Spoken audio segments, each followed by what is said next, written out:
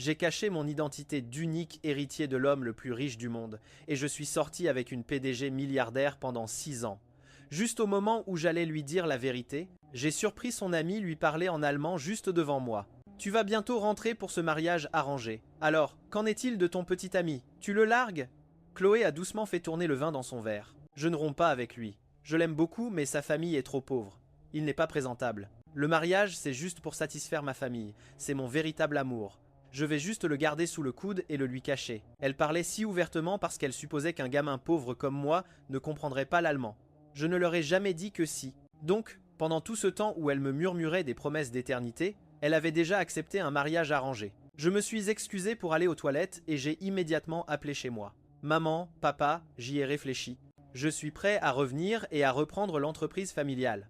En m'entendant finalement céder, mes parents étaient fous de joie. Mais ensuite, se souvenant de la petite amie avec qui je sortais incognito, ils ont hésité. Est-ce que ta petite amie vient avec toi? Tu ne lui as pas dit qui tu es vraiment? N'est-ce pas? Non, je vais rompre avec elle. Ma voix s'est affaiblie quand j'ai prononcé le nom de Chloé. J'aurai tout réglé ici d'ici une semaine. Après quelques mots de plus, j'ai raccroché, mis mon téléphone dans ma poche et je suis retourné dans le salon privé. Les conversations bruyantes se sont arrêtées un instant. En entrant, j'ai fait comme si je n'avais rien remarqué, marchant directement aux côtés de Chloé pour m'asseoir. Elle a interrompu sa conversation pour me regarder assis là, silencieusement. « Ethan, qu'est-ce qui t'a pris autant de temps au téléphone ?» Avant que je puisse répondre, quelqu'un d'autre est intervenu. Bien que personne ne soit allemand, la femme a parlé en allemand. « Chloé, quand est-ce que toi et Julian Croft prévoyez de vous marier ?» À ces mots, ma prise sur mon verre s'est resserrée, mes jointures devenant blanches. Chloé, cependant, est restée parfaitement détendue. Elle m'a jeté un coup d'œil avant de répondre en allemand. La famille a fixé la date dans 2 semaines. À ce moment-là, chaque personne à table s'est tournée pour me dévisager. Une de ses amies, Jessica, a haussé un sourcil, sa voix empreinte de curiosité. « Si tu épouses Julian, qu'advient-il d'Ethan? Tu le largues? » Non. Chloé a secoué la tête, prenant une gorgée délicate de vin avant de continuer. « Le mariage, c'est juste pour ma famille. Ethan est le seul que j'aime. » Sa déclaration a provoqué un fou rire dans la pièce. « Chloé, depuis quand es-tu si romantique? Avec une telle différence de classe aussi énorme, tu es vraiment tombée amoureuse de lui. » Elle a tourné la tête pour me regarder. Ses yeux étaient remplis d'une tendresse si profonde qu'elle en était presque palpable. Sans dire un mot, elle a parfaitement répondu à leurs questions. Quelqu'un a observé sa démonstration d'amoureuse transie en claquant de la langue. « Waouh, je suppose qu'elle est vraiment amoureuse. Mais sérieusement, es-tu sûr qu'il ne comprend pas l'allemand ?» La question était posée nonchalamment, mais elle a fait éclater de rire les autres. La famille d'Ethan est fauchée. Où est-ce qu'il trouverait l'argent pour étudier une langue pareille? Détends-toi. Il n'y a aucune chance qu'ils comprennent. Leur rire moqueur remplissait l'air. Personne n'a remarqué que ma respiration s'accélérait ou que mes jointures étaient devenues blanches à force de serrer mon verre. Je ne leur ai pas dit que je comprenais chaque mot. Je n'étais pas un pauvre gamin des bas quartiers. J'étais l'unique héritier de la fortune des Vance, la famille la plus riche du monde. Pendant 6 ans, Chloé m'avait aimé. Profondément, pourtant elle ne m'avait jamais présenté à ses parents.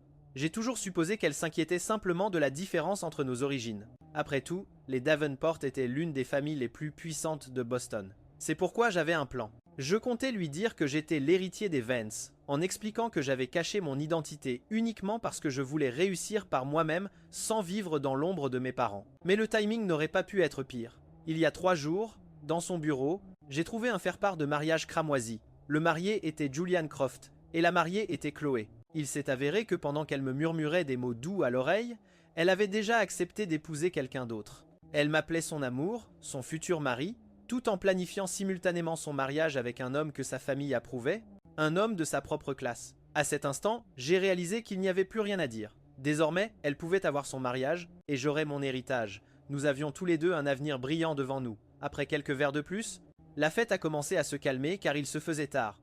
Je suivais le groupe hors de la pièce quand j'ai entendu une voix inconnue derrière moi. « Monsieur Vance, est-ce bien vous ?» Je me suis figé. En me retournant, j'ai vu que c'était l'un des associés de mon père, un homme qui essayait toujours d'obtenir un rendez-vous. J'ai soupiré intérieurement, essayant de trouver comment m'en sortir sans révéler qui j'étais. Jessica, qui suivait Chloé, m'a toisé de haut en bas et s'est moquée. « Monsieur Vance, lui, est-ce que les vêtements qu'il porte valent même 200 $ au total? Lui, un gosse de riche? C'est la chose la plus drôle que j'ai jamais entendue. » Sa remarque a déclenché une vague de rire. Cette fois, ils ne parlaient pas allemand, alors j'ai entendu chaque mot de leur moquerie, mais j'ai gardé un visage impassible. C'est Chloé qui s'est mise en colère, lançant à Jessica un regard froid et menaçant. Jessica a reculé, l'air agacé, et les autres se sont tus sous le regard de Chloé. L'associé n'a pas insisté, et j'ai suivi Chloé dehors. Nous sommes rentrés en voiture dans un silence complet. Arrivée à la maison, elle a finalement parlé. « Ethan, je ne vais plus t'emmener à des rassemblements comme celui-ci. » Ma voix et mon expression étaient calmes, même si j'étais essentiellement banni de sa vie sociale.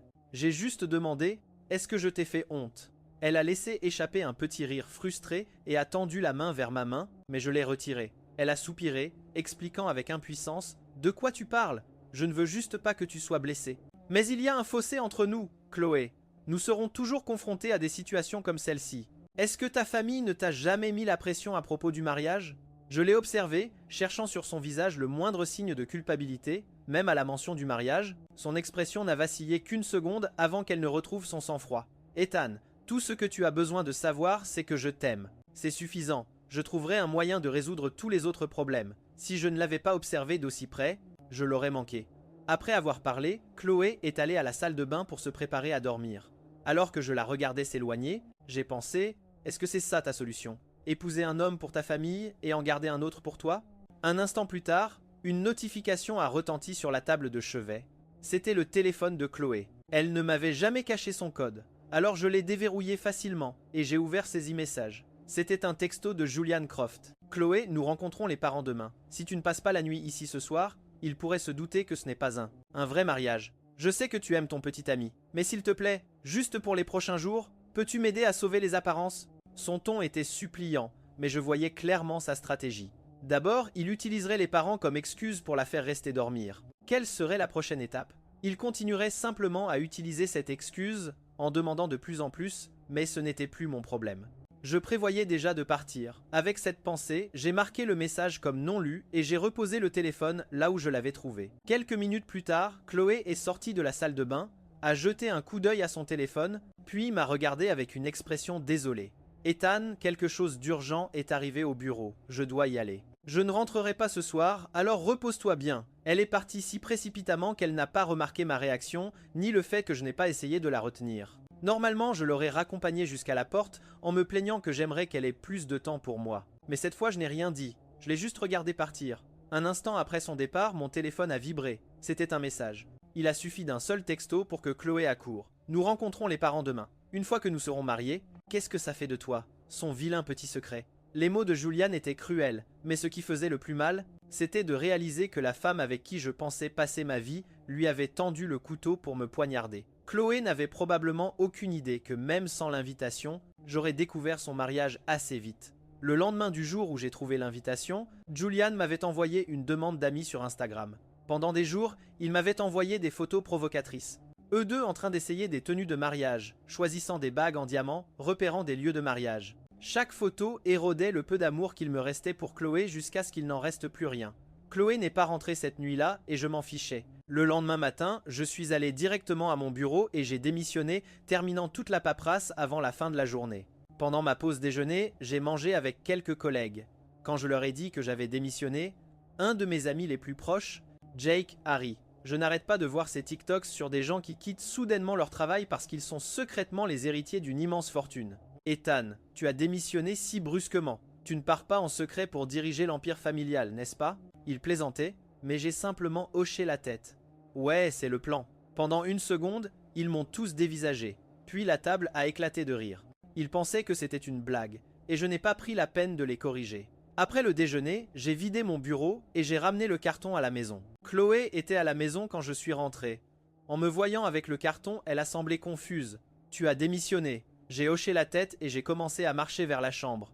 Elle a froncé les sourcils. Mais tu adorais ce travail. Pourquoi démissionnerais-tu si soudainement? Je me suis arrêté et je me suis retourné vers elle avec un sourire. Parce que j'ai quelque chose de bien plus important à faire maintenant. Chloé n'a pas insisté. Eh bien, si ça devient trop difficile, sache que tu n'es pas obligé de travailler. Ça me fait mal de te voir t'épuiser tous les jours. Ethan, tu sais que je peux prendre soin de toi. J'ai secoué la tête en prononçant chaque mot clairement. Je ne suis pas un accessoire. Comment peux-tu dire que tu es un accessoire? A-t-elle commencé, mais je l'ai interrompu. Pourquoi es-tu rentré si tôt? Pas de travail aujourd'hui. J'ai été si occupé ces derniers temps. J'ai l'impression de ne pas avoir eu de temps pour toi. Je voulais me rattraper aujourd'hui. Son expression s'est adoucie et elle était redevenue ma petite amie attentionnée. Qu'est-ce que tu veux faire? Un dîner? Un film? N'importe quoi? Tu veux? Je suis à toi aujourd'hui. L'ancien moi aurait été touché. Je savais qu'elle était l'héritière de la Davenport Corporation et qu'elle était toujours submergée de travail. Le fait qu'elle libère son emploi du temps pour moi aurait prouvé à quel point je comptais pour elle. Mais maintenant, tout ce que je pouvais penser c'était « Es-tu occupé par le travail ou par l'organisation d'un mariage ?» Comment pouvait-elle rester là à planifier un mariage avec un autre homme et me dire que j'étais le seul qu'elle aimait?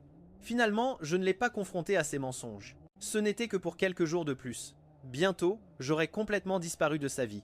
J'ai secoué la tête, refusant son offre. En fait, ai-je dit après un moment, pourrais-tu m'aider à vider la maison? Il y a beaucoup de vieilles choses ici dont nous n'avons plus besoin. Chloé a accepté, et nous avons passé des heures à nettoyer. Mais pendant que nous travaillions, elle a réalisé que tout ce que je jetais était quelque chose que nous avions acheté ensemble en tant que couple, des tasses assorties, des vêtements, des pantoufles, des bijoux, tout est allé directement dans les sacs poubelles sans une seconde d'hésitation. Le sourire sur son visage s'est lentement effacé, tandis que la pile de souvenirs jetés grandissait. Quand le dernier objet assorti a atterri dans la poubelle, elle n'a plus pu cacher sa panique. « Ethan, sais-tu quelque chose? Qu'est-ce que je pourrais savoir? Me caches-tu quelque chose ?» J'ai haussé un sourcil, retournant la question contre elle. Elle a détourné le regard, incapable de croiser mes yeux. Après un long silence, elle n'a toujours pas répondu. Elle a juste serré ma main. « Ethan, quoi qu'il arrive, souviens-toi juste que je t'aime. » J'ai eu un sourire pincé et n'ai rien dit. Après que nous ayons fini de nettoyer, Chloé a insisté pour m'inviter à sortir. J'ai accepté, ne voulant pas qu'elle se doute de quelque chose. Nous avons dîné, vu un film, puis la voiture s'est arrêtée devant une salle des ventes. Alors que nous nous apprêtions à entrer à l'intérieur, un homme dans un costume parfaitement taillé s'est approché de nous. J'ai vu une lueur de malaise sur le visage de Chloé. « Qu'est-ce qu'il y a? Quelqu'un que tu connais ?» À ce moment-là, l'homme s'est arrêté devant nous en souriant. Chloé a fait les présentations. « Voici Julian Croft, le fils d'un ami de la famille. » Elle a marqué une pause avant de me désigner. « Et voici mon petit ami, Ethan. » En entendant la différence frappante dans ses présentations, le sourire sur le visage de Julian a vacillé. Il s'est vite repris, forçant un sourire et tendant sa main vers moi. « J'ai tellement entendu parler du beau petit ami de Chloé. C'est un plaisir de vous rencontrer enfin. » À ce moment précis, le même groupe d'amis qui s'était moqué de moi en allemand la veille s'est approché.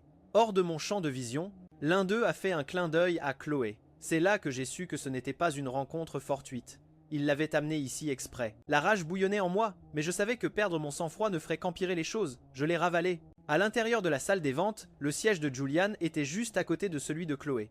En personne, il n'avait rien à voir avec le crétin arrogant de ses messages. Il était charmant et cultivé. Quand il a appris que Chloé s'intéressait à la porcelaine, il l'a entraînée dans une conversation animée sur le sujet. J'ai regardé Chloé, qui était distante au début, commencer lentement à se pencher plus près de lui. Ce n'est que lorsque je me suis raclé la gorge que Chloé a semblé se souvenir que j'étais là. Elle s'est tournée vers moi, sa voix douce. « Tu t'ennuies, Ethan? Je sais que ce n'est pas ton truc. Si tu vois quelque chose qui te plaît, n'hésite pas à enchérir. » Avant que je puisse répondre, j'ai de nouveau entendu ses amis chuchoter. Ils parlaient à voix basse, mais ils n'étaient qu'à une rangée derrière nous, et j'ai entendu chaque mot. Chloé est si douée pour lui trouver des excuses. Même s'il était intéressé, qu'est-ce qu'il y connaîtrait? Il ne sait probablement même pas comment lever une pancarte d'enchères. Exactement. C'est sa première fois à une vente aux enchères de la haute société. Je suis sûr qu'il ricanait, me lançant un regard dédaigneux. Il chuchotait, mais j'avais le sentiment qu'il voulait que j'entende. Je les ai ignorés. La prochaine fois que nous nous rencontrerions, il se tiendrait devant moi, respectueusement, en m'appelant Monsieur Vance. À ce moment-là, les enchères pour un objet se sont terminées, et le suivant a été présenté sur scène.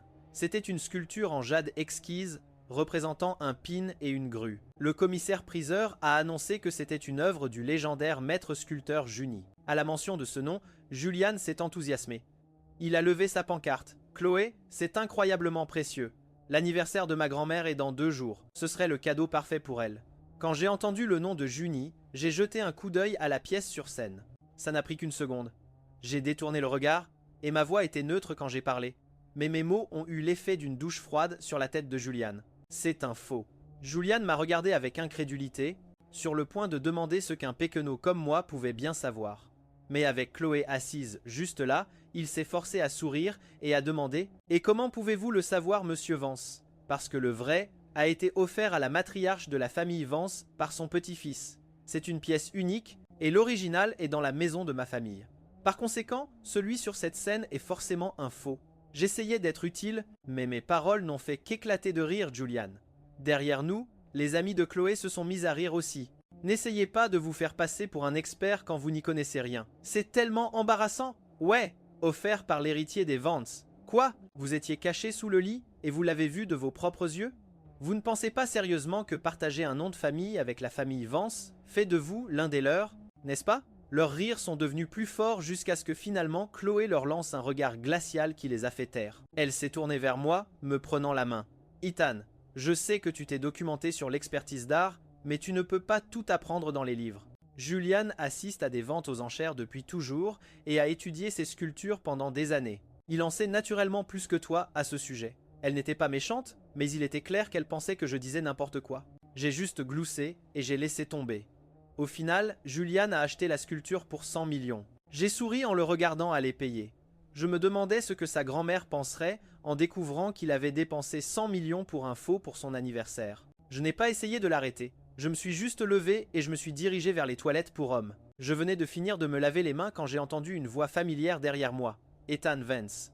Je pensais avoir été clair. Comment peux-tu être aussi sans gêne? Tu veux vraiment être l'amant à ce point? Sa voix était tranchante et grinçante, un contraste frappant avec l'air sophistiqué qu'il se donnait quelques instants plus tôt. J'ai croisé son regard froidement. Monsieur Croft, soyons clairs. C'est moi qui suis avec elle depuis 6 ans. Si quelqu'un est l'intrus ici, ce n'est pas moi. J'ai commencé à passer devant lui, mais il m'a barré le passage, en ricanant. 6 ans, et elle ne veut toujours pas t'épouser? Tu t'es déjà demandé pourquoi? Je suis l'héritier des Croft. Elle est l'héritière des Davenport. Nous sommes le couple parfait. Et toi? Un père joueur, une mère malade, un foyer brisé et sans un sou en poche. Qu'est-ce qui en toi est digne d'elle? Je me suis arrêté net. J'avais inventé cette histoire moi-même. Je n'aurais jamais imaginé que Chloé la partagerait avec Julian. J'ai laissé échapper un rire amer et moqueur. J'ai ri. Si c'était vraiment ça ma vie, serais-je un jour plus que le simple petit ami qu'elle prétendait aimer? Elle avait tendu à un autre homme un second couteau pour me blesser. Il avait raison. Je n'en étais pas digne. La colère dans ma poitrine a soudainement disparu, remplacée par une douleur aiguë. J'ai regardé Julian. Vous deux êtes parfaits l'un pour l'autre. Je vous souhaite tout le meilleur. Sur ces mots, je suis parti. Je n'étais pas allé bien loin quand mon téléphone a sonné. C'était ma mère. Ethan, chérie, tu dois rentrer à la maison bientôt. Toute la famille t'attend. Et ils ont préparé tellement de cadeaux de bienvenue. Ton père et moi t'avons acheté un château en Europe. Ta tante t'a offert une montre en diamant qui aurait appartenu à un roi. Et ton oncle a un garage rempli de voitures de luxe qui t'attendent. J'écoutais avec un sourire impuissant pendant que ma mère énumérait les cadeaux extravagants. Maman, je rentre pour diriger l'entreprise, pas pour la mettre en faillite, ai-je plaisanté. Au moment où je disais cela, une voix familière s'est fait entendre derrière moi. Hérité de quelle fortune? Je me suis figé et j'ai instinctivement raccroché. Franchement, pourquoi est-ce que tout le monde dans son entourage aime s'approcher des gens en douce? Je me suis retourné pour voir Chloé, l'air sombre.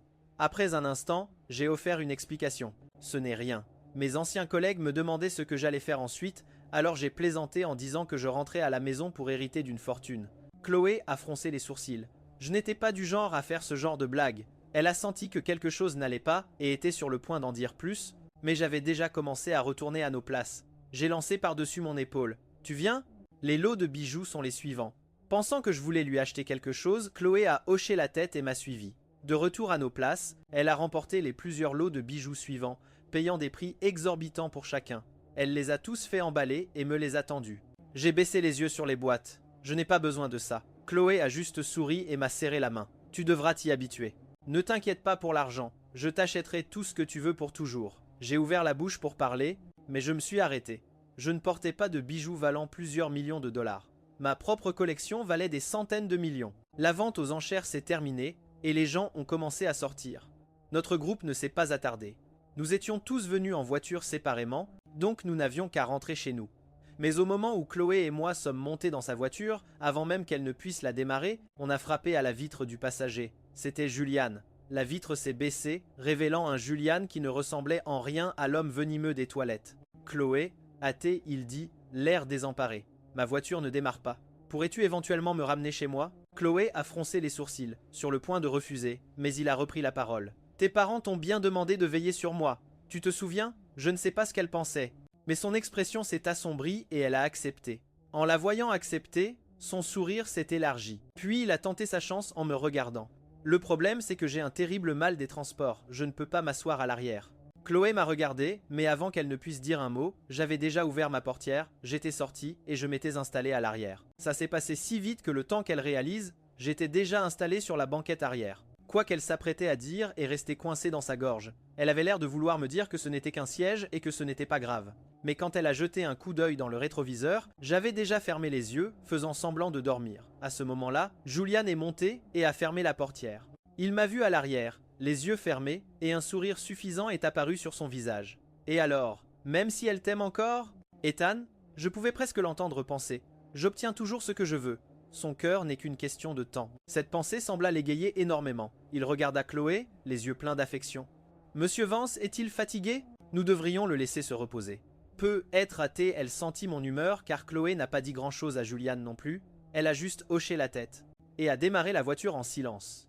À un moment donné, j'ai dû m'endormir pour de bon, car quand je me suis réveillé, nous étions dans le garage du manoir de sa famille, et Julian était parti. Chloé m'a doucement touché la joue.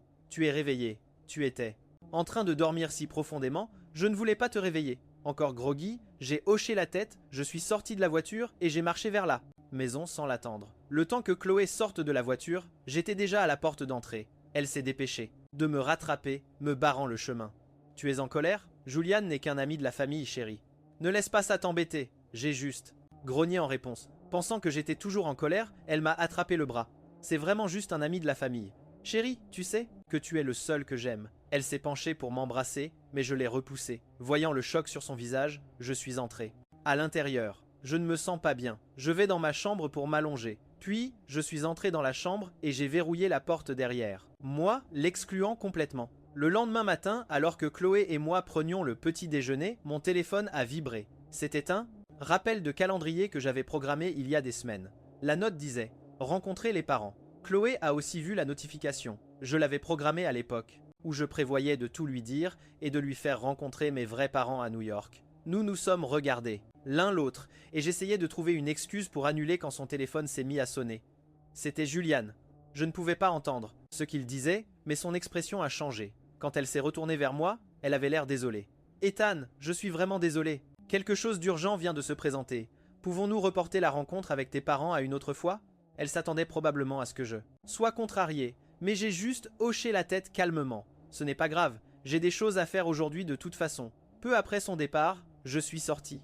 Moi-même, me dirigeant vers le centre commercial pour acheter des cadeaux d'adieu pour mes amis. Quand je les ai rejoints plus tard, ils ont ouvert leurs cadeaux et ont eu le souffle coupé. Chaque boîte contenait un article de luxe flambant neuf. Ethan, où as-tu trouvé de si bonnes contrefaçons? On dirait. Des vrais. Ce sont des vrais, ai-je dit, en riant de leur visage stupéfait. Comme ils avaient toujours l'air sceptiques, j'ai finalement leur ai dit la vérité sur qui j'étais. L'histoire de mon père joueur et de ma mère malade, tout ça était un mensonge.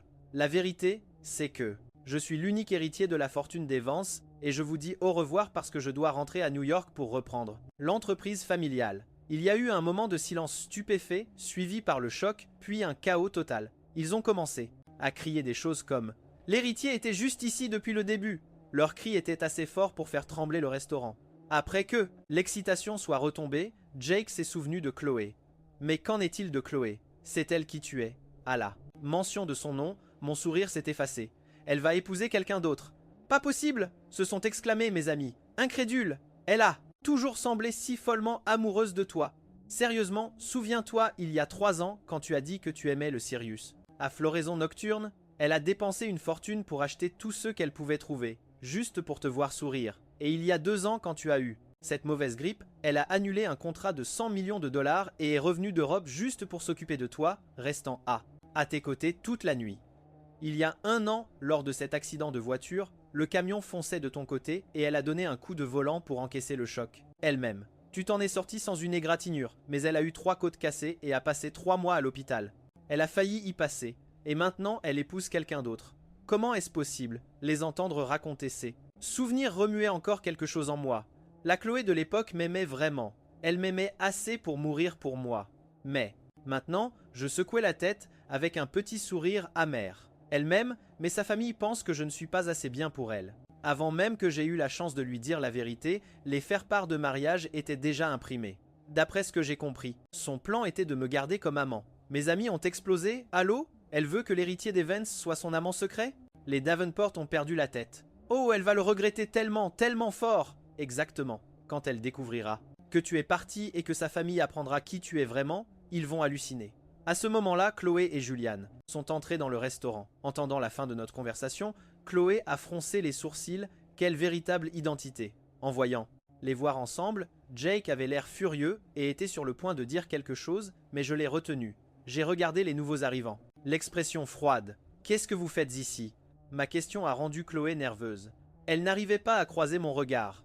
Nos familles travaillent sur un accord. Nous nous rencontrions juste pour en discuter. J'ai ri de sa réponse. Bien sûr, j'étais au courant de l'heure. Accord, un accord de mariage. Ils ont pris une table séparée non loin, assez proche pour que je puisse tout voir. Je l'ai regardé couper son steak, partager la nourriture de son assiette, lui tendre une serviette et même essuyer une tache au coin de sa bouche. Le spectacle intime a fait enrager mes amis, mais j'ai gardé une expression neutre.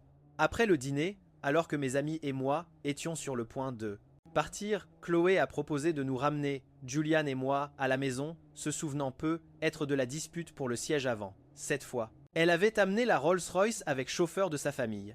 Pas de dispute pour les sièges cette fois. Le trajet était calme alors que nous nous dirigions vers le quartier de Julian. Personne ne l'a vu venir. Un gros camion, hors de contrôle, a déboulé vers nous depuis une intersection.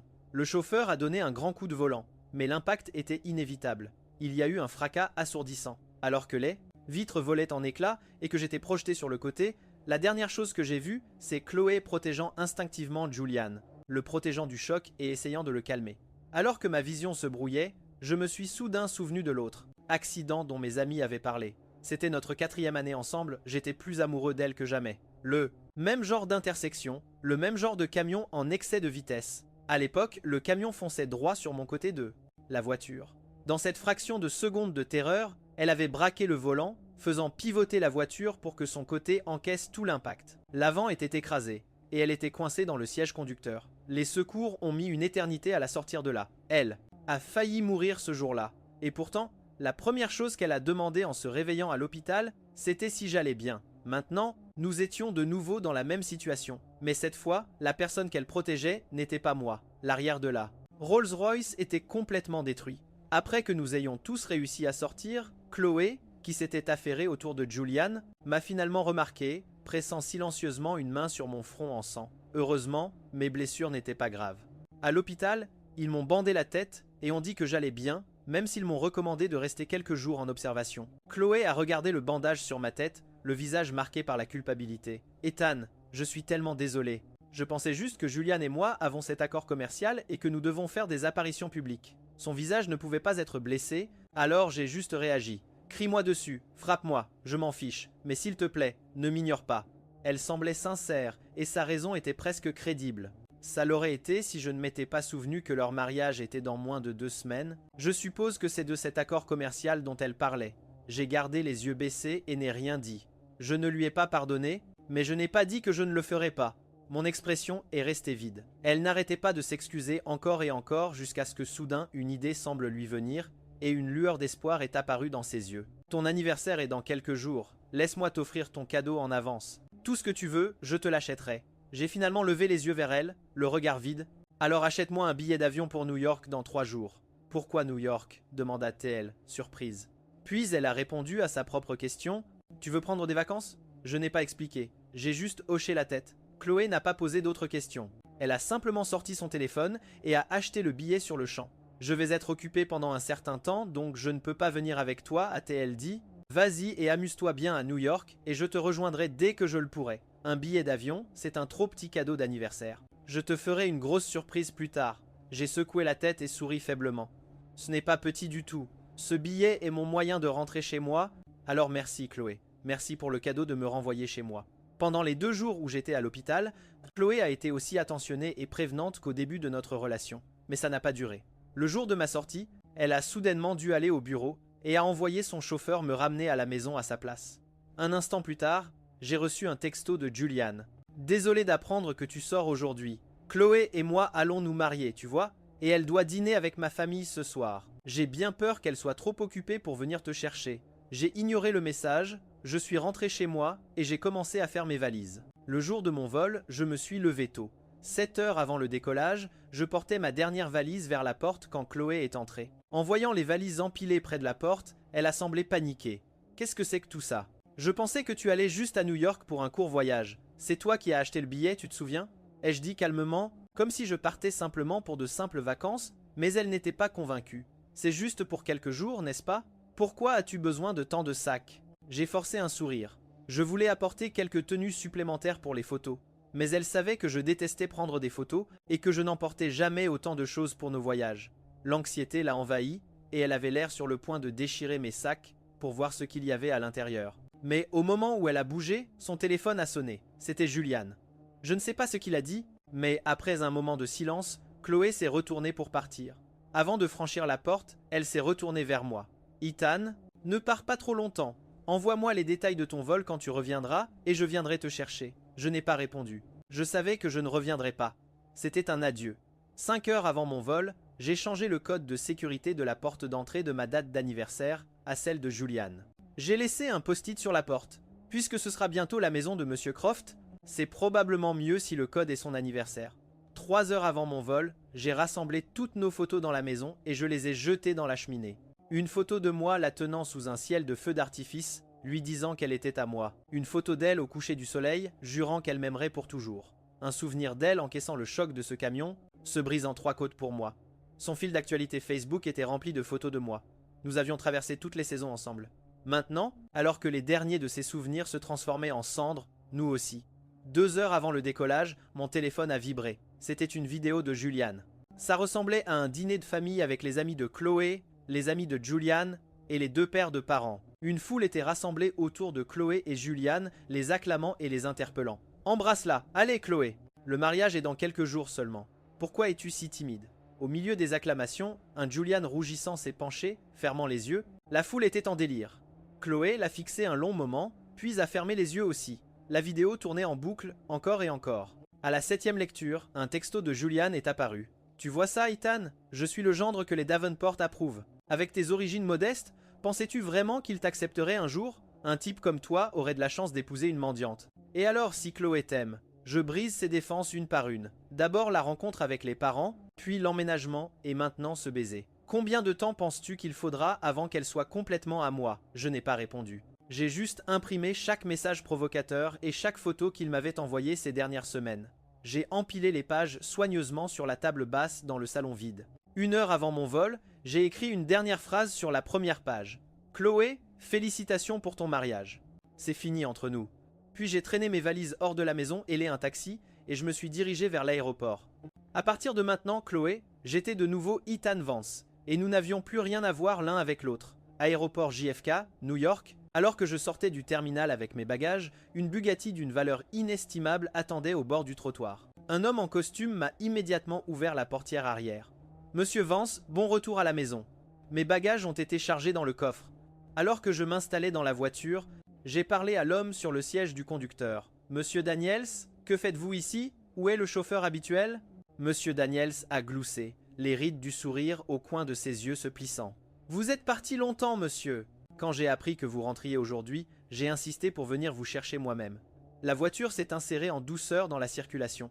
Il semble que je vous ai manqué. »« Monsieur Daniels, dis-je avec un sourire taquin.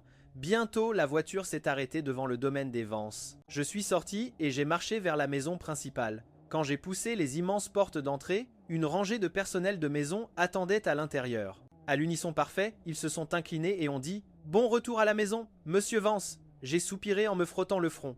Monsieur Daniels a rentré mes bagages et une femme de chambre les a montés à l'étage. Voyant mon expression, il a gloussé. Vos parents ont insisté pour un accueil digne de ce nom. Ils ont fait répéter le personnel toute la nuit. Ils vous attendent dans le salon. J'ai hoché la tête. C'était un peu excessif, mais je ne voulais pas gâcher l'ambiance. Je suis entré dans le salon, qui était rempli de monde. Mes parents, mes tantes, mes oncles, tout le monde était là. Je les ai tous salués avant de m'asseoir entre mes parents. En voyant l'inquiétude sincère sur leur visage, le sang-froid que j'avais gardé si longtemps s'est finalement fissuré, et une vague de une émotion brute m'a envahi. J'avais été choyé toute ma vie, à l'abri de toute réelle difficulté. Puis je suis allé à Boston, déterminé à faire mes preuves, et j'ai rencontré Chloé. Pendant 6 ans, je lui ai donné tout mon cœur. Je croyais sincèrement que nous passerions le reste de nos vies ensemble, que nous étions faits l'un pour l'autre. Et au final, j'ai failli devenir son amant secret, et je n'en aurais rien su. Toute cette sincérité gâchée. Ma mère a dû voir la tristesse dans mes yeux. Elle m'a tapoté l'épaule. Ce qui est fait, Ethan.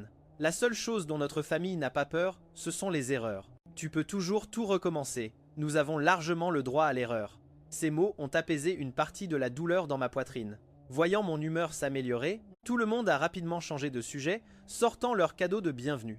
J'ai alors réalisé que ma mère n'avait pas exagéré au téléphone. Au contraire, elle avait été modeste. Il y avait une épaisse liasse de titres de propriété et un long trousseau lourd de clés de diverses voitures et maisons. La pièce maîtresse était une montre incrustée de diamants. Chaque pierre était massive. La pièce entière respirait la richesse et l'histoire. Mais même cela ne suffisait pas. Ils semblaient déterminés à couvrir toute la table basse devant moi de cadeaux. Au moment où j'allais leur dire que c'était trop, ma tante a tapé dans ses mains, les yeux pétillants. « Ethan, tu viens de vivre une rupture, n'est-ce pas ? Eh bien, la fille de ma meilleure amie vient de rentrer aux États-Unis et elle s'inquiète de ne fréquenter personne. Pourquoi ne vous rencontreriez-vous pas tous les deux ? Juste pour te faire une nouvelle amie ? » J'ai été décontenancé et j'ai vite essayé de refuser, mais ma tante sortait déjà son téléphone et m'envoyait un contact. Je l'ai rencontrée avant son départ à l'étranger pour ses études. C'est une fille adorable, très belle. Même s'il ne se passe rien, c'est toujours bien d'avoir une amie de plus. Il était impossible de refuser son enthousiasme. Alors, j'ai finalement accepté. Mais en ouvrant la fiche de contact qu'elle m'a envoyée, j'ai été surpris de voir que nous étions déjà connectés sur Instagram. J'ai cliqué sur son profil. Il n'y avait pas de nom enregistré, juste une photo de profil d'un croissant de lune sur un ciel noir. Je l'ai fixé, essayant de me souvenir quand ou pourquoi je l'aurais ajouté, mais rien ne m'est venu à l'esprit. Je n'ai pas demandé à ma tante à ce sujet. J'ai simplement verrouillé mon téléphone et l'ai rangé. Je me suis dit que j'obtiendrais mes réponses lors de notre rencontre. Pendant que je me préparais sans enthousiasme pour ce rendez-vous arrangé, à Boston, Chloé arrivait enfin chez elle. La nuit tombait et la maison était dans le noir. Elle n'a pas vu le mot sur la porte et a tapé le code de sécurité habituel. Lorsque la porte ne s'est pas ouverte, elle a levé les yeux, perplexe, et a finalement vu le papier que j'avais laissé. Puisque ce sera bientôt la maison de Monsieur Croft, il vaut mieux que le code soit sa date d'anniversaire. La maison de Monsieur Croft de Julian. Le cœur de Chloé martelait sa poitrine. Est-ce qu'il savait ? Mais comment ? Il n'avait rencontré Julian qu'une seule fois et personne d'autre ne lui aurait dit. Comment pouvait-il être au courant du mariage ? Hésitante, elle a tapé l'anniversaire de Julian. La porte s'est ouverte dans un clic. Elle a allumé les lumières. La maison était vide. « Ethan !» a-t-elle appelé, sa voix résonnant dans le silence. Puis elle s'est souvenue que j'étais parti à New York. Je partais rarement aussi longtemps. Depuis que nous avions emménagé ensemble, j'étais toujours celui qui attendait qu'elle rentre à la maison. C'était la première fois que je n'étais pas là. Une anxiété soudaine et vive l'a étreinte, lui laissant un sentiment de vide. Est-ce qu'Ethan pouvait vraiment être sérieux ? Mais elle a vite balayé cette pensée. Ethan l'aimait beaucoup trop. Il se sentait probablement juste négligé et était tombé par hasard sur la vérité à son sujet et celui de Julian. Il reviendrait vers elle. Il le faisait toujours. Elle n'aurait qu'à arranger les choses à son retour. Avec cette pensée, elle se frotta les tempes et entra dans le salon. Elle décida de l'appeler plus tard, de savoir quand il reviendrait, et il mettrait tout au clair. Mais alors qu'elle entrait dans le salon, avant même de pouvoir sortir son téléphone, ses yeux tombèrent sur une pile de papiers sur la table basse. Elle s'approcha rapidement, s'assit sur le canapé et les ramassa. Une lueur d'espoir jaillit en elle. Était-ce quelque chose d'Ethan ? Un cadeau pour elle ? Elle le savait. Il était juste contrarié. Il ne la quitterait jamais vraiment. Un petit sourire effleura ses lèvres, mais ce sourire se figea sur son visage en lisant la première page. C'était une simple feuille de papier avec une seule ligne manuscrite. Elle reconnut immédiatement mon écriture. Elle était élégante, presque belle à regarder, mais les mots eux-mêmes furent un coup de massue pour son cœur. « Chloé, félicitations pour ton mariage. C'est fini entre nous. » Un bourdonnement commença dans ses oreilles, son esprit complètement vide. Elle lut la ligne encore et encore, mais les mots ne changeaient pas. Astérisque, félicitations pour ton mariage. C'est fini. Il la quittait. Ça devait être une blague. Comment pouvait-il ne plus vouloir d'elle ? Ses mains bougèrent d'elles-mêmes, arrachant la page de la pile, la froissant en boule et la jetant à travers la pièce. Ce geste révéla la page en dessous. C'était une impression d'un historique de discussion Instagram, commençant dès le tout premier message. Je n'avais pas enregistré le contact avec un nom, donc tout ce que Chloé pouvait voir était la photo de profil et le nom d'utilisateur. Elle le reconnut instantanément. C'était Julian.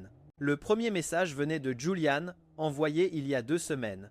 Elle lut les pages, son cœur se serrant à chaque mot. « J'ai entendu dire que tu es le joli garçon que Chloé garde dans les parages.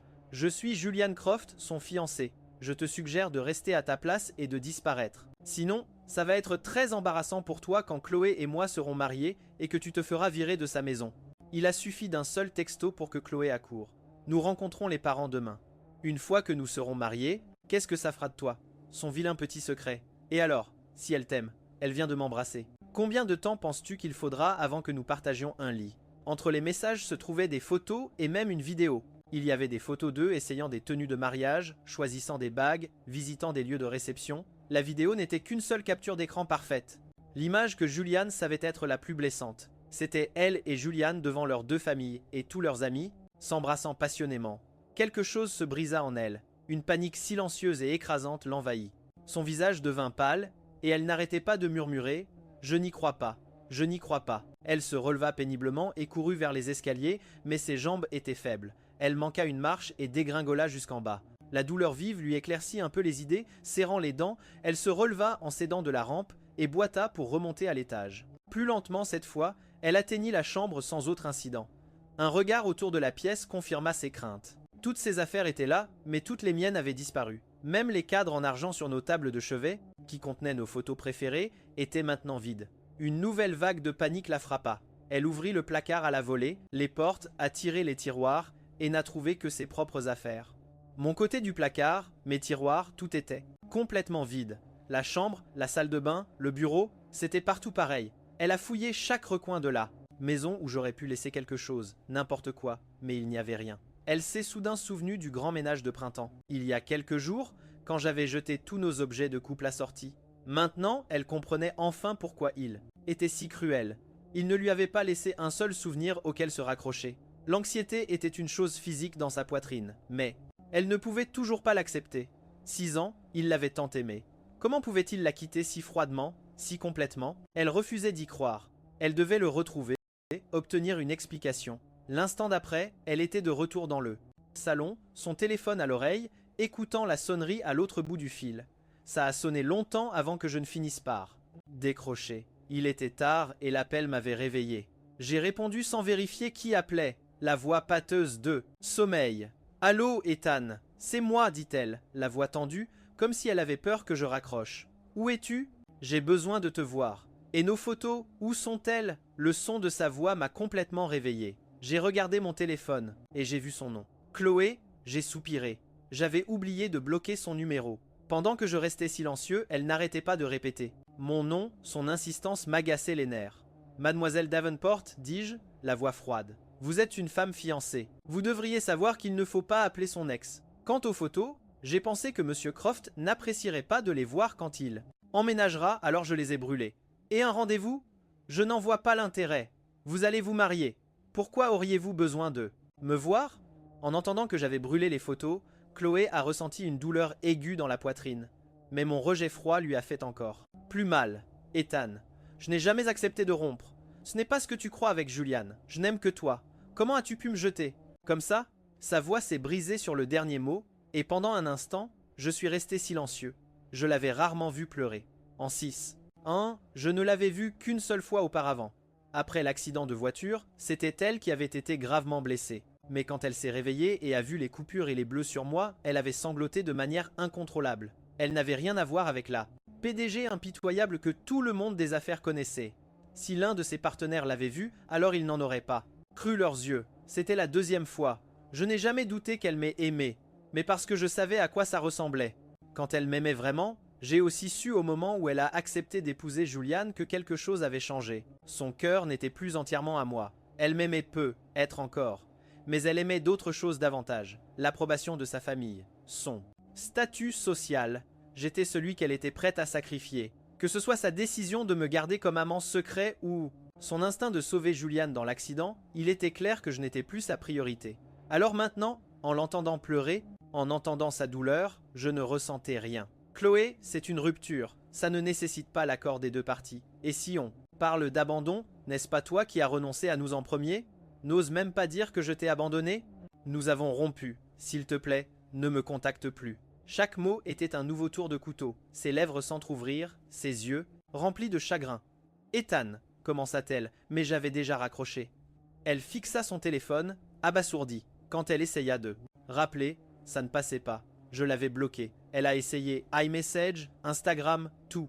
Chaque message n'a pas pu être envoyé.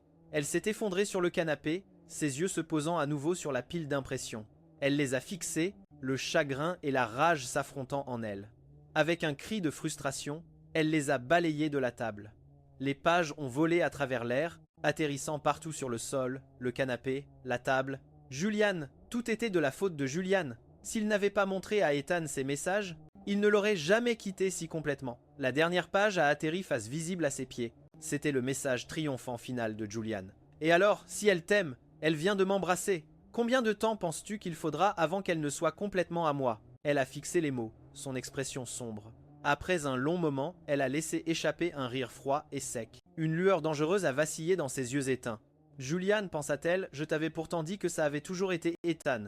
Qui t'a donné le droit de te mêler de ça? Puisque tu es si impatient pour ce mariage, peut-être que je devrais t'offrir un cadeau de mariage que tu n'oublieras jamais.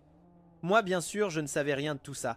J'ai simplement bloqué méthodiquement son numéro et tous ses comptes de réseaux sociaux, puis j'ai posé mon téléphone et je me suis rendormi. J'ai mieux dormi que je ne l'avais fait depuis des mois. Le lendemain était mon premier jour chez Apex Corporation. En tant que nouveau PDG parachuté d'en haut, j'ai fait en sorte d'arriver en avance. J'étais confiant dans ma capacité à gérer le poste, mais je n'allais donner à personne des munitions pour les ragots dès mon premier jour.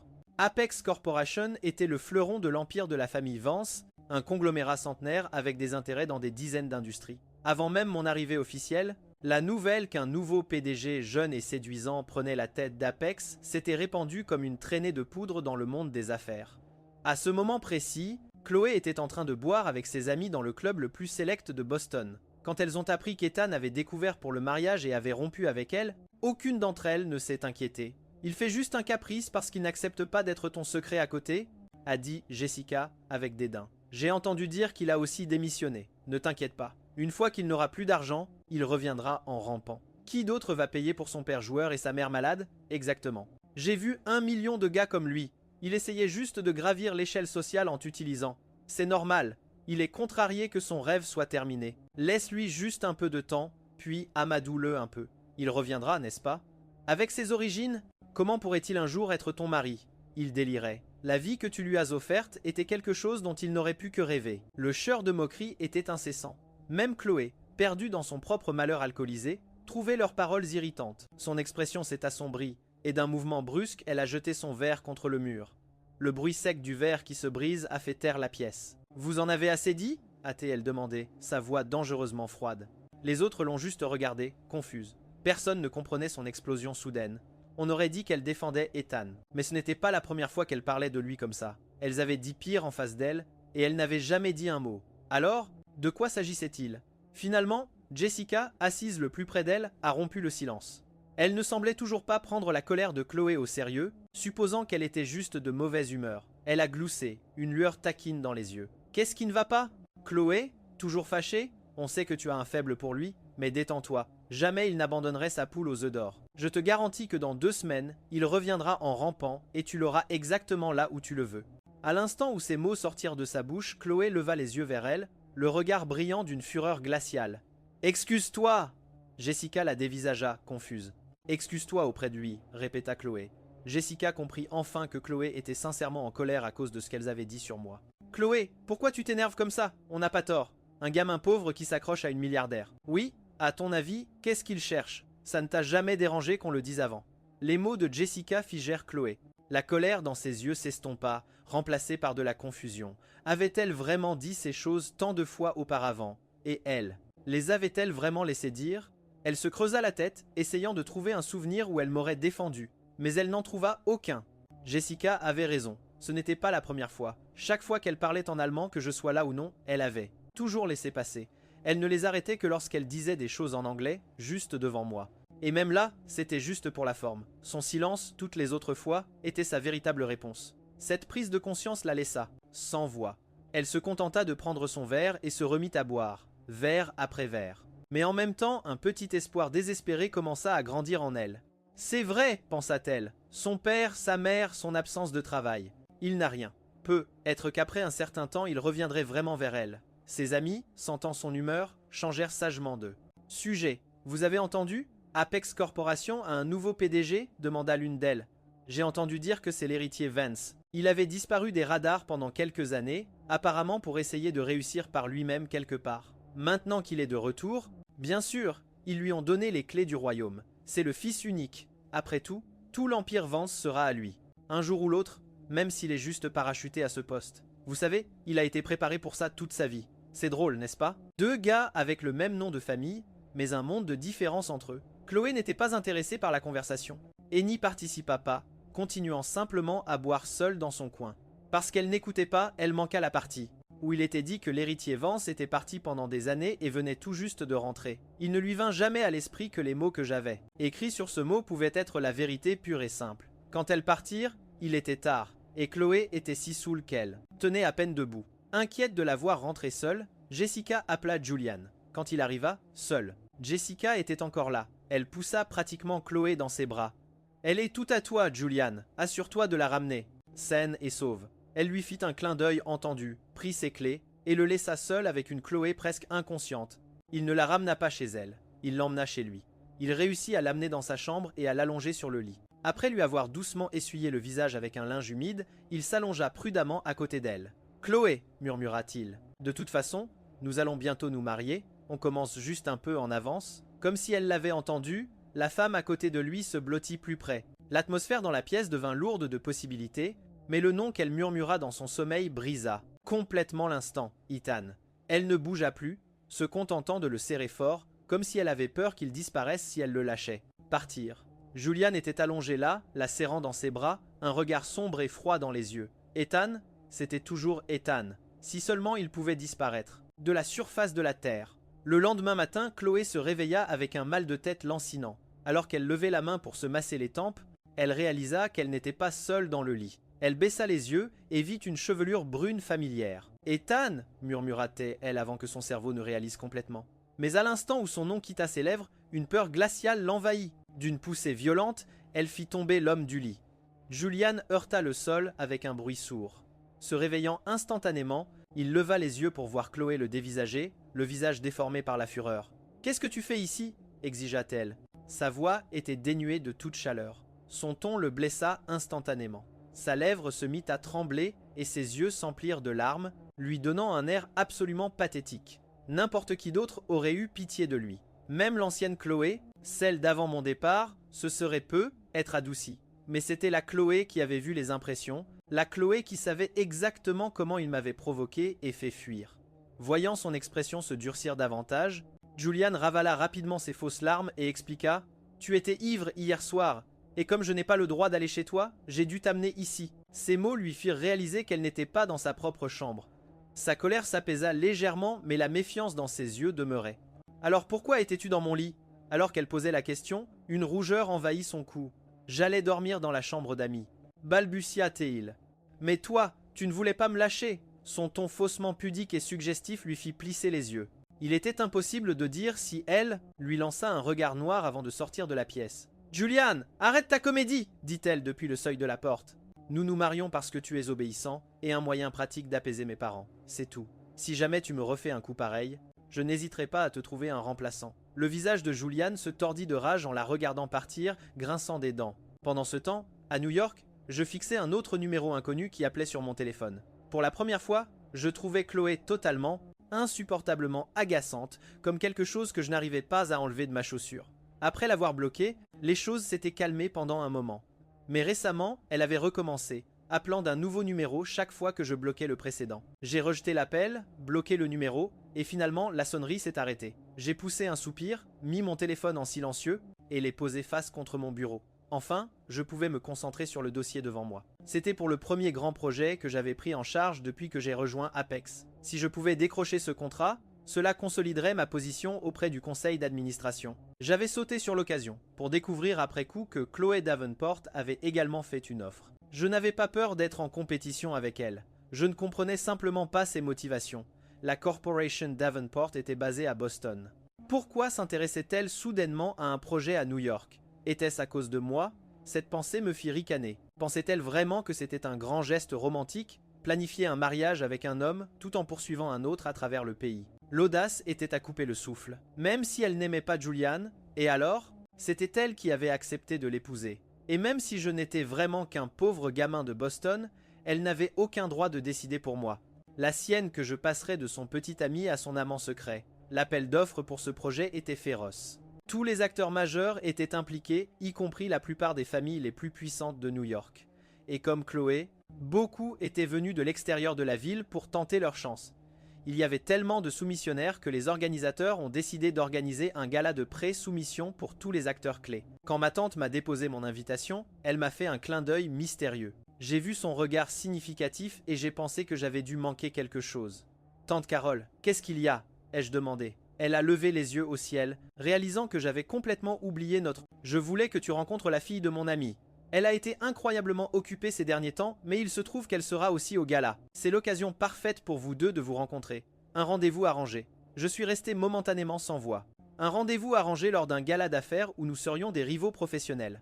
Je ne savais pas si je devais en rire ou en pleurer. « Tante Carole, nous allons enchérir l'un contre l'autre. Tu organises vraiment un rendez-vous arrangé entre deux concurrents. » Je lui ai fait un pouce en l'air sarcastique. Elle n'a pas du tout été déconcertée. Et alors ? Vous êtes rivaux en affaires, pas dans la vie. D'ailleurs, une petite reconnaissance amicale n'a jamais fait de mal à personne. Tu pourrais user de ton charme sur elle. J'ai fait mes recherches. Elle n'est jamais vraiment sortie avec quelqu'un, mais elle a eu un énorme coup de foudre pour un garçon. Et j'ai entendu dire qu'il était tout à fait ton genre. Ces mots m'ont fait marquer une pause. Je me suis souvenu avoir vu que nous étions déjà connectés sur Instagram, et comme je n'ai pas eu à envoyer de demande, j'avais complètement oublié toute cette histoire. Le temps avait passé, et ce rendez-vous arrangé m'était sorti de la tête. Mais maintenant, le rappel de ma tante a tout fait remonter. La fille dont le béguin était mon genre, la fille avec qui j'étais déjà connecté en ligne. M'avait-elle ajouté il y a si longtemps parce que je lui rappelais quelqu'un d'autre? J'ai froncé les sourcils. Mon intérêt pour la rencontrer a diminué. On aurait dit moins qu'elle ne voulait pas de petite amie, et plus qu'elle n'arrivait pas à se remettre de son premier amour. Étais-je en train de me préparer à n'être qu'un remplaçant pour un autre gars? Je n'ai pas mentionné mes soupçons à ma tante. Elle n'en avait aucune idée. J'ai juste forcé un sourire et j'ai pris l'invitation. Je n'avais aucun intérêt pour la rencontre qui enthousiasmait tant ma tante. Je pensais que mon manque d'enthousiasme était un signal assez clair. Mais apparemment, ma tante a interprété mon silence comme un accord. Le soir du gala, une voiture m'attendait à l'extérieur du domaine. Une femme vêtue d'un superbe tailleur de créateur est sortie alors que j'approchais. « Bonjour, monsieur Vance !» Je me suis arrêté devant elle. « Je ne crois pas avoir saisi votre nom », ai-je dit froidement. Elle a marqué une pause. Une lueur de déception dans ses yeux avant de la dissimuler. Ses rides hâtées, elle dit après un instant. Amelia Reed. Maintenant que j'avais son nom, je n'ai plus protesté. Lorsqu'elle a de nouveau fait un geste vers la voiture, je suis monté sur le siège passager. Nous avons roulé en silence. Je regardais par la fenêtre, le nom Amelia Reed me trottait dans la tête. Le nom ne me disait rien, mais il me semblait étrangement familier. J'ai jeté un coup d'œil vers elle, mais elle était concentrée sur la route. Je voulais dire quelque chose, mais je ne savais pas quoi. Finalement, je suis resté silencieux. La voiture s'est garée devant l'hôtel, Amelia et moi sommes sortis et avons commencé à marcher vers l'entrée. Après quelques pas, j'ai réalisé qu'elle n'était plus à côté de moi. Je me suis retourné et je l'ai vue debout près de la voiture, l'air perdu dans ses pensées. « Est-ce que quelque chose ne va pas ?» ai-je demandé. Elle s'est mordu la lèvre, puis a croisé mon regard directement. La plupart des hommes accompagnent leur cavalière à l'intérieur en leur offrant le bras. Son expression était neutre, mais pour une raison quelconque, je pouvais voir une pointe de douleur dans ses yeux. Je me suis raclé la gorge, j'ai marché vers elle et lui ai offert mon bras. Alors que nous nous dirigions vers la salle de bal, je n'ai pas pu résister à la question « Nous sommes-nous déjà rencontrés ?»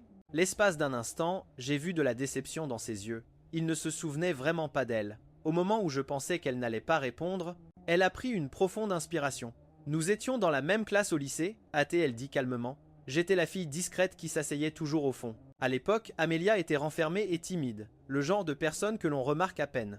Ses parents étaient toujours occupés par leur travail et avaient peu de temps à lui consacrer. Elle vivait dans son propre monde et comme elle répondait rarement aux tentatives de conversation de ses camarades de classe, elle restait invisible malgré sa beauté discrète. Tout comme elle. Alors que je ne l'avais jamais remarqué, elle m'aimait bien depuis longtemps, depuis la toute première fois où je lui avais parlé. Contrairement aux autres étudiants qui se contentaient d'un bonjour rapide et dédaigneux avant de passer leur chemin, je ne l'avais jamais ignorée à cause de son silence. Quand nous avions des projets de groupe ou des discussions en classe, je mettais un point d'honneur à demander l'avis de tout le monde, y compris le sien. Je suis devenu la personne qui lui parlait plus que n'importe qui d'autre, un petit point de lumière dans son monde solitaire. Plus tard, elle maudirait sa propre timidité. Après la remise des diplômes, elle a trouvé mon nom dans l'annuaire de l'école et m'a envoyé une demande d'amis sur Instagram, mais elle n'a jamais eu le courage de m'envoyer un message. Elle pensait qu'une fille ordinaire comme elle n'était pas digne de moi. Plus tard, alors qu'elle étudiait à l'étranger et suivait une thérapie pour son anxiété sociale, elle a finalement trouvé le courage de demander de mes nouvelles à un ami commun. C'est là qu'elle a appris que j'étais dans une relation sérieuse. Elle s'est dit que tant que j'étais heureux, c'était tout ce qui comptait, même si elle était destinée à n'être qu'une camarade de classe oubliée. Elle avait presque perdu espoir, mais elle a ensuite appris que j'étais de nouveau célibataire, alors elle est revenue. En écoutant son histoire, des fragments de souvenirs ont commencé à refaire surface, vagues et indistincts. Mais c'était bien là, difficile de concilier le souvenir de cette fille silencieuse et renfermée avec la femme posée et sûre d'elle qui se tenait maintenant à mes côtés. « Tu as beaucoup changé », ai-je dit, impressionné. « Tu es si élégante et posée. » Mon compliment a fait rougir le bout de ses oreilles. La salle de bal était bondée et bruissait de conversation. Nous n'étions à l'intérieur que depuis quelques minutes lorsqu'un autre couple a fait son entrée. J'ai entendu l'agitation et j'ai jeté un coup d'œil vers l'entrée. Mes yeux ont croisé les leurs. Ethan, leur halètement synchronisé, a fait se retourner toutes les têtes dans la salle de bal. Tous les regards se sont tournés vers l'entrée. J'ai froncé les sourcils, devenu le centre d'une attention non désirée. Les Davenport et les Croft étaient censés être l'élite de Boston. On pourrait penser qu'ils auraient plus de sang-froid que de provoquer une scène à un gala de New York. Ne voulant pas être associé à eux, j'ai ignoré leurs appels. J'ai pris la main d'Amelia et j'ai commencé à m'enfoncer plus profondément dans la pièce. Derrière moi, le choc initial de Chloé en me voyant là s'est transformé en fureur alors qu'elle me regardait m'éloigner avec une autre femme. Dans un accès de rage, elle a complètement oublié Julian et s'est précipitée à ma poursuite. « Ethan », a-t-elle exigé d'une voix forte. « Qui est-elle? Qu'est-ce que tu fais avec elle ?» Le temps que Julian la rattrape, Chloé était déjà en train de m'interroger. Il n'a rien dit, se contentant de laisser son regard se promener. De mon visage à celui d'Amelia, puis sur nos mains jointes, un ricanement moqueur se dessinant sur son visage. « Qu'est-ce que tu crois qu'il se passe ?» dit-il avec une certitude absolue. « Il a manifestement trouvé une nouvelle mécène après votre rupture. Comment un moins que rien comme lui pourrait-il entrer dans un événement comme celui-ci ? Il était tellement concentré sur sa provocation qu'il n'a pas remarqué le regard sombre sur le visage de Chloé et les regards perplexes des gens autour de nous. La famille Vance était la plus riche, de New York. Ethan Vance, l'unique héritier, avait-il vraiment besoin de profiter de quelqu'un d'autre pour entrer à une fête?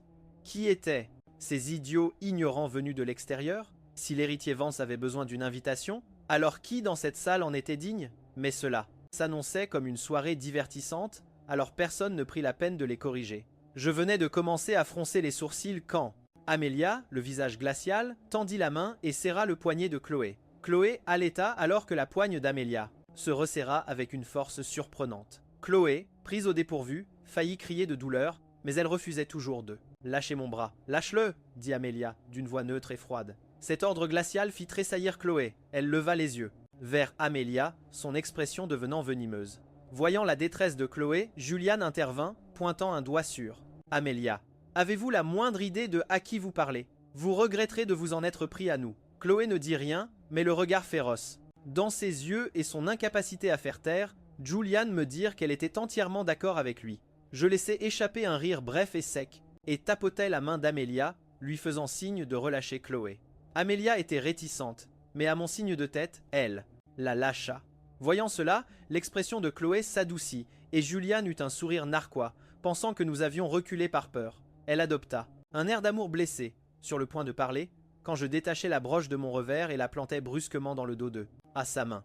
Elle était si certaine que je ne lui ferais jamais de mal, si sûre que je l'aimais encore, qu'elle pensait que je ne faisais que bluffer. « Ethan, je sais » commença-t-elle, mais le mot se termina par un hoquet aigu alors que l'épingle s'enfonçait dans sa peau. La douleur soudaine rendit sa main flasque et sa prise sur mon bras se desserra. Je reculai, esquivant facilement le coup de poing que Julian me lança. Puis, avec un claquement sec, je le giflai violemment au visage. Une empreinte de main rouge vif apparut immédiatement sur sa joue. Il me dévisagea, complètement choqué que j'ai osé le toucher. « Ethan, toi » balbutia-t-il, contrairement à sa rage bouillonnante. Mon expression était calme, comme si je venais de lui serrer la main au lieu de le gifler. Je tendis un mouchoir à Amelia, puis j'en pris un pour moi, essuyant lentement l'endroit de mon poignet où Chloé m'avait attrapé. Je les regardais, mon regard dégoulinant de mépris. « Et qui êtes-vous censé être, exactement ?» Le sourire narquois sur mon visage fit brûler les yeux de Chloé. De fureur, mais mes mots suivants éteignirent le feu, ne laissant que de la glace. Un couple d'imbéciles qui viennent à une enchère à gros enjeux, sans même savoir à qui ils ont affaire. Rivaux pour l'enchère, Chloé et Julian passèrent mentalement en revue le dossier qu'ils avaient reçu sur la concurrence. Ils regardèrent à nouveau la femme à mes côtés, et les pièces du puzzle finirent par s'assembler. Amelia Reed, héritière de la fortune Reed, la deuxième plus grande de tout New York, juste après les Vance. Les Davenport et les Croft sont peu, être de grands noms à Boston, mais à New York, comparés aux Vance et aux Reed, ils n'étaient rien. C'est alors qu'Amelia, qui était restée silencieuse depuis son ordre initial, parla de nouveau. Au lieu de « Vous me demandez si je sais qui vous êtes », dit-elle, la voix basse mais ferme. « Peut-être devriez-vous demander à votre compagnon qui nous sommes. » Le mot nous resta en suspens dans l'air, et Chloé et Julian se figèrent. Voulait-elle dire que j'étais aussi là pour enchérir? Ils passèrent mentalement en revue la liste des concurrents. Il n'y avait qu'un seul autre acteur majeur dont l'identité était un mystère, l'unique héritier de la fortune Vance. La prise de conscience les frappa et la couleur quitta leurs deux visages. Ils regardèrent autour d'eux et virent toute la salle les observer avec amusement. À cet instant, ils surent qu'ils étaient la risée de tous. Le visage de Chloé rougit d'humiliation. Oubliant tout de la vente aux enchères, elle tourna les talons et s'enfuit de la salle de bal. Julian me lança un dernier regard de haine pure avant de se précipiter à sa suite. J'ai vu la haine dans ses yeux, mais je n'y ai pas prêté attention. Ce n'était pas la première fois qu'il me regardait de cette façon. Tout ce que Julian avait pour lui, c'était son nom de famille et la promesse fragile d'un mariage avec Chloé. Chloé avait été prête à épouser Julian pour des raisons stratégiques, même si elle prétendait m'aimer. Dès l'instant où il cesserait de lui être utile, elle le laisserait tomber sans la moindre hésitation. Quant à sa famille, je n'aurais rien à faire. Une fois qu'ils découvriraient qu'il s'était cherché des noises avec un Vance, ils le lâcheraient eux-mêmes. Mais pour l'instant, ma seule préoccupation était la vente aux enchères. Juste au moment où le drame s'apaisait, l'animateur monta sur scène. Il jeta un bref coup d'œil vers la sortie où Chloé et Julian s'enfuyaient déjà et silencieusement les disqualifia dans son esprit. Les enchères furent intenses, mais à la fin, Apex remporta le contrat. Sur le chemin du retour, Amelia était de nouveau au volant. Cette fois, c'est elle qui rompit le silence. « L'aimes-tu encore » La question était si directe qu'il me fallut un moment pour réaliser de qui elle parlait. Je suis resté sans voix une seconde. « Mais qu'est-ce qui peut bien te faire penser ça ? Je pensais que vous aviez être accepté de me rencontrer parce que vous saviez qu'elle serait là, dit-elle doucement. Que vous m'utilisiez pour la rendre jalouse. Je ne pouvais pas lui en vouloir de penser ça. Je n'avais pas vraiment été amical lors de notre première rencontre. Ma tante a insisté, alors je suis venu, ai-je expliqué. Mais je ne suis pas le genre de personne qui commence quelque chose de nouveau en étant encore accroché à quelqu'un du passé. La loyauté est la chose la plus importante pour moi dans une relation et je m'impose la même exigence. Peut être que le drame au gala avait brisé la glace entre nous car je me suis surpris à répondre patiemment à ses questions. Nous avons bavardé de tout et de rien pendant le reste du trajet. Quand nous nous sommes arrêtés devant ma maison, je lui ai fait un signe de la main et je suis entré. Au moment où j'atteignais la porte, je me suis arrêté et j'ai regardé en arrière. Sa voiture était toujours là, le moteur éteint, je suis retourné vers elle et elle a baissé la vitre. Elle m'a regardé, une question dans les yeux. « Monsieur Vance, quelque chose ne va pas ?» Nous étions camarades de classe, ai-je dit avec un petit sourire. « Tu peux m'appeler Ethan. » J'avais remarqué son hésitation à utiliser mon nom de famille.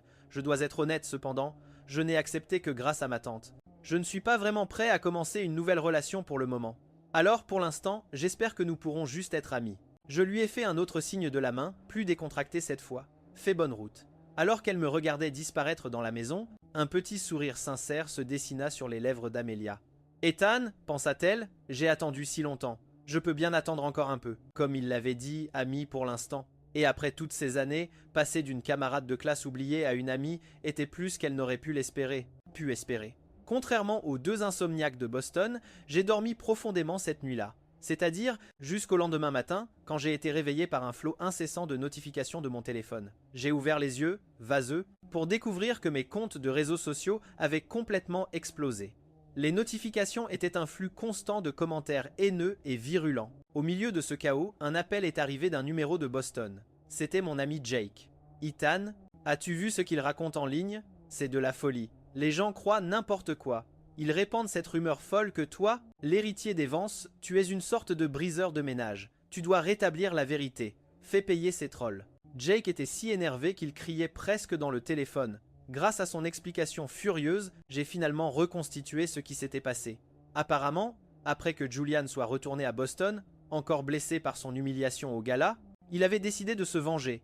Il est allé sur Twitter, a déformé toute l'histoire et a prétendu que c'était moi qui avais brisé sa relation avec Chloé. Comme preuve, il a posté des photos montrant que Chloé et moi avions vécu ensemble après leur prétendue fiançailles. Au début, personne ne croyait que l'héritier des Vance serait un briseur de couple, mais ensuite, Julian a publié ses preuves.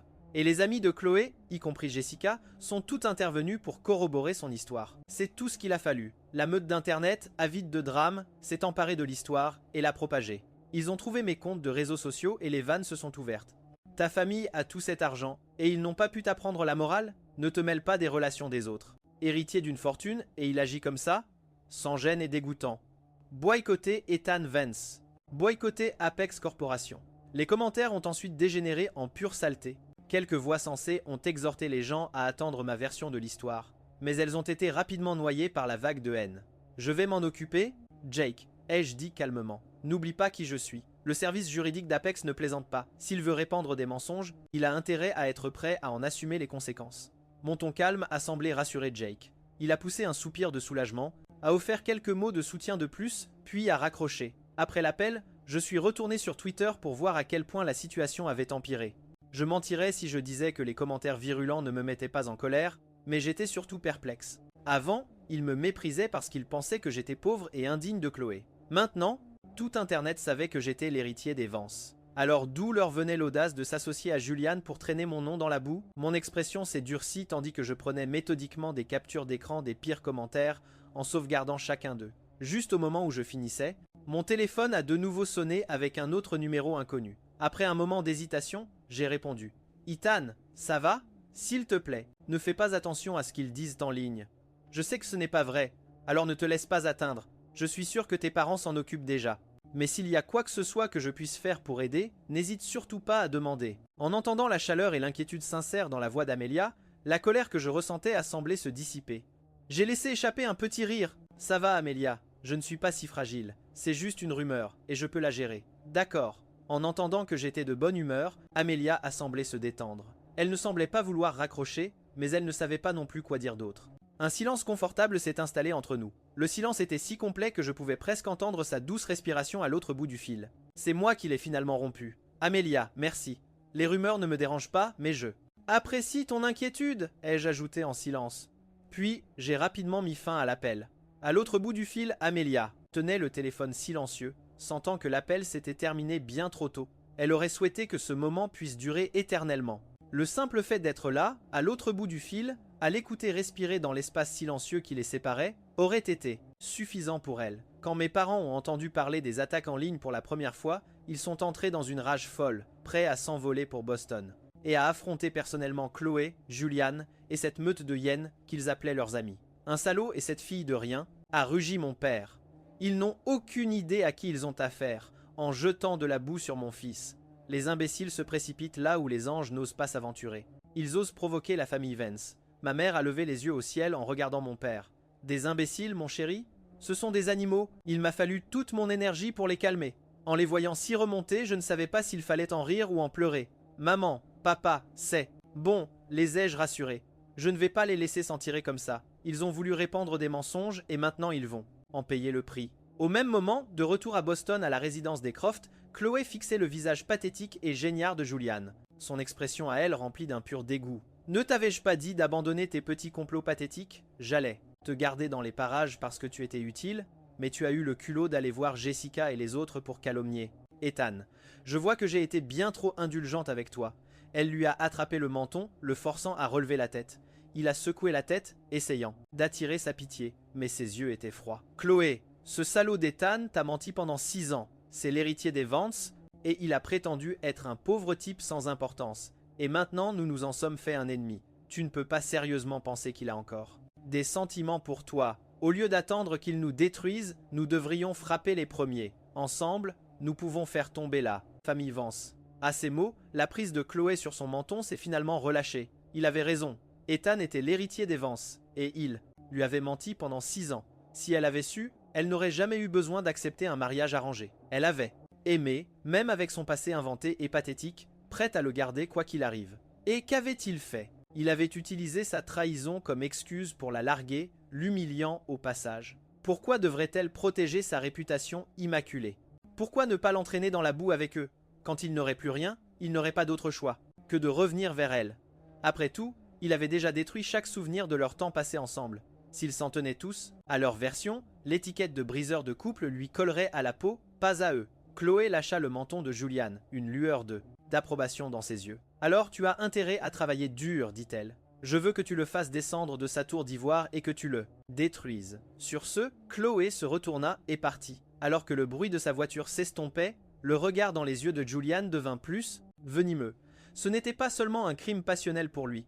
après son retour de New York, quand sa famille a appris qu'il avait non seulement perdu l'appel d'offres, mais s'était aussi fait un ennemi de l'héritier Vance, il lui avait complètement coupé les ponts. Il avait espéré que ses fiançailles avec Chloé le sauveraient. Mais au moment où il l'a mentionné, son père l'avait giflé. « Tu oses parler d'elle ?» Son nom avait hurlé son père. « Elle est venue ici dès son retour et a tout annulé. Tu n'es même pas capable de garder une femme. Dis-moi, à quoi sers-tu » À cet instant, Julian réalisa qu'il avait vraiment tout perdu. Mais pourquoi devrait-il être le seul à souffrir? Tout était de la faute d'Ethan. À cause d'Ethan, sa famille l'avait rabaissé, et Chloé le méprisait. Pourquoi Ethan devrait-il s'asseoir sur son trône et le regarder de haut? Il a canalisé toute sa rage dans une dernière tentative désespérée, entraînant Chloé et ses amis dans sa chute.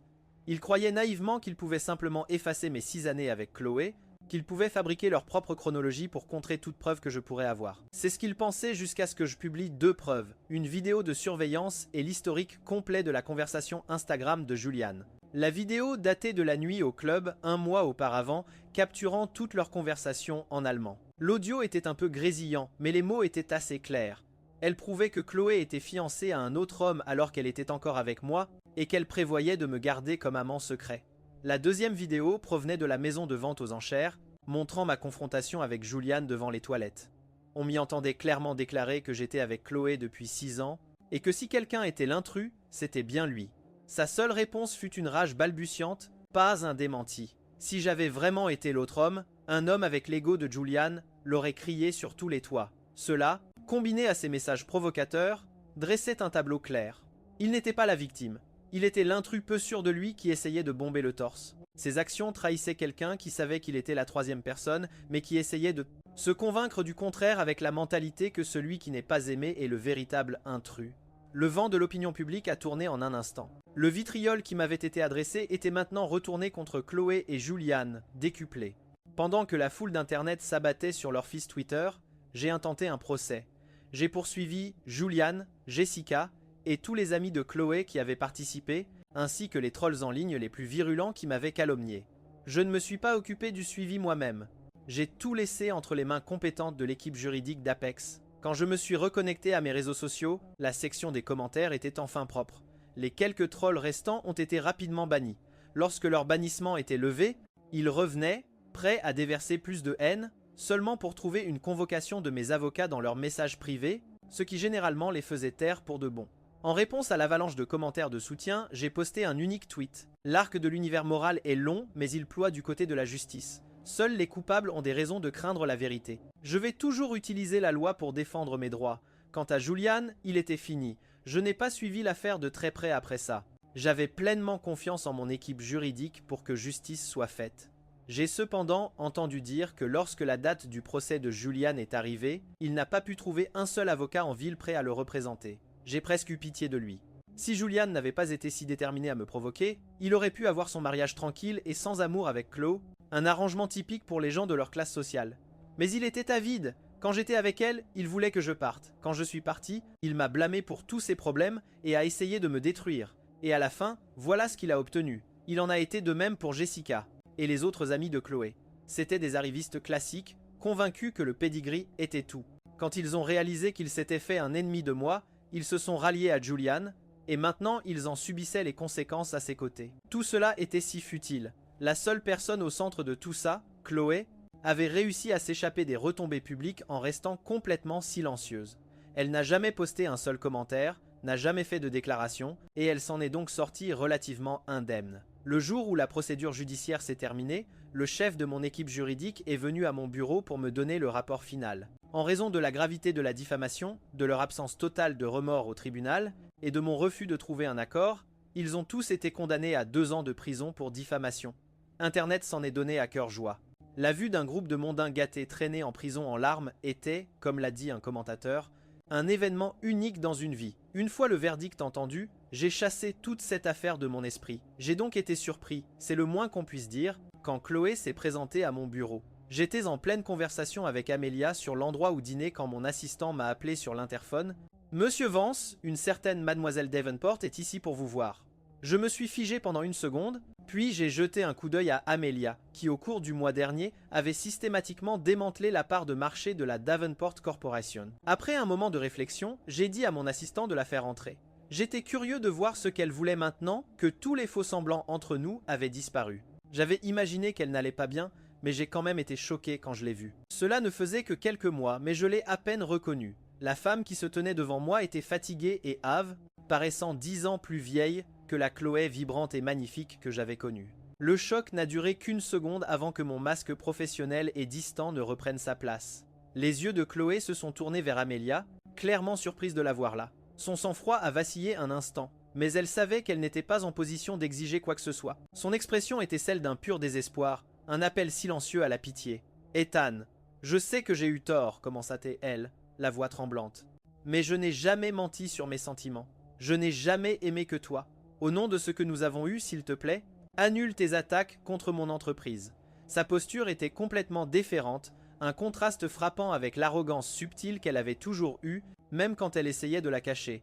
J'ai simplement écarté les mains et secoué la tête, puis j'ai fait un geste vers Amelia. « Ce n'est pas à moi que tu devrais parler. Pourquoi ne lui demandes-tu pas d'arrêter ?» J'ai souri, d'un sourire froid et vide qui n'atteignait pas mes yeux. « D'ailleurs, Chloé, tout ce que nous avions entre nous, ne l'as-tu pas réduit en cendres il y a longtemps ? Quand tu t'es fiancé dans mon dos et que tu as prévu de me garder comme ton secret ?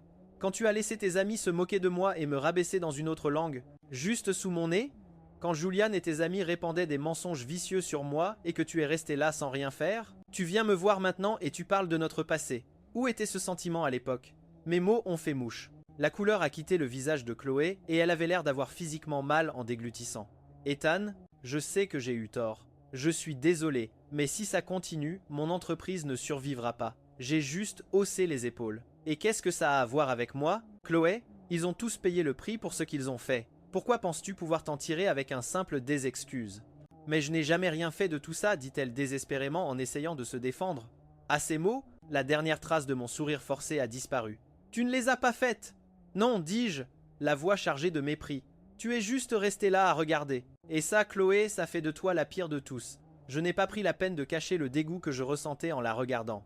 C'est ton silence qui a donné à tes amis la permission de m'attaquer. C'est ta complicité qui a donné à Julian le pouvoir de me faire du mal.